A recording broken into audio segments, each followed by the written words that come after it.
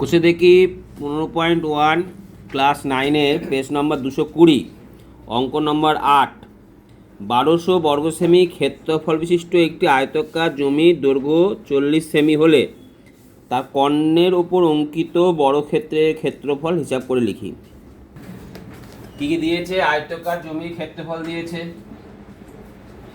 আয়তাকার জমির ক্ষেত্রফল কত দিয়েছে বলো?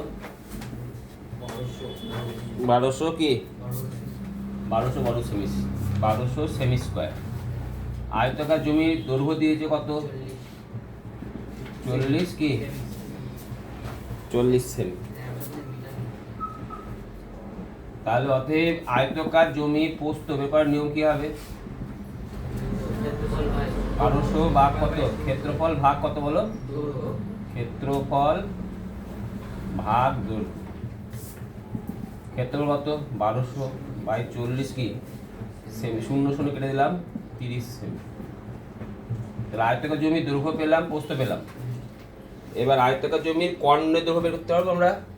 অতএব আয়তাকার জমির কর্ণের দৈর্ঘ্য কত হবে? দৈর্ঘ্য স্কোয়ার, দৈর্ঘ্য স্কোয়ার প্লাস কি প্রস্থ স্কোয়ার। দৈর্ঘ্য মানে কত? 40 স্কোয়ার প্লাস 30 স্কোয়ার কি সেমি, মানে কত হয়? 1200 প্লাস 1600 প্লাস কত? 900 সেমি, মানে √2500 সেমি, মানে কত সেমি? 50 সেমি। তাহলে কর্ণের দৈর্ঘ্য পেলাম 50 সেমি। এবার কর্ণের উপর এটা কি আঁকতে বলেছে?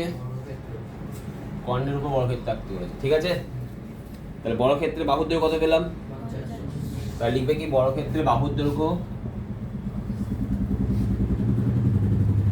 বাহুর দৈর্ঘ্য কত সেমি? 50 সেমি। অতএব বর্গক্ষেত্রের ক্ষেত্রফল,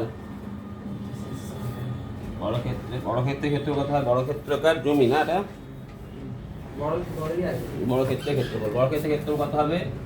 বাহুর কি 50 স্কোয়ার কি সেমি স্কোয়ার, 5 5 কত হয়? 25, 0 0 কি সেমি স্কোয়ার। উত্তর লিখে দেবে, বুঝতে পারলে?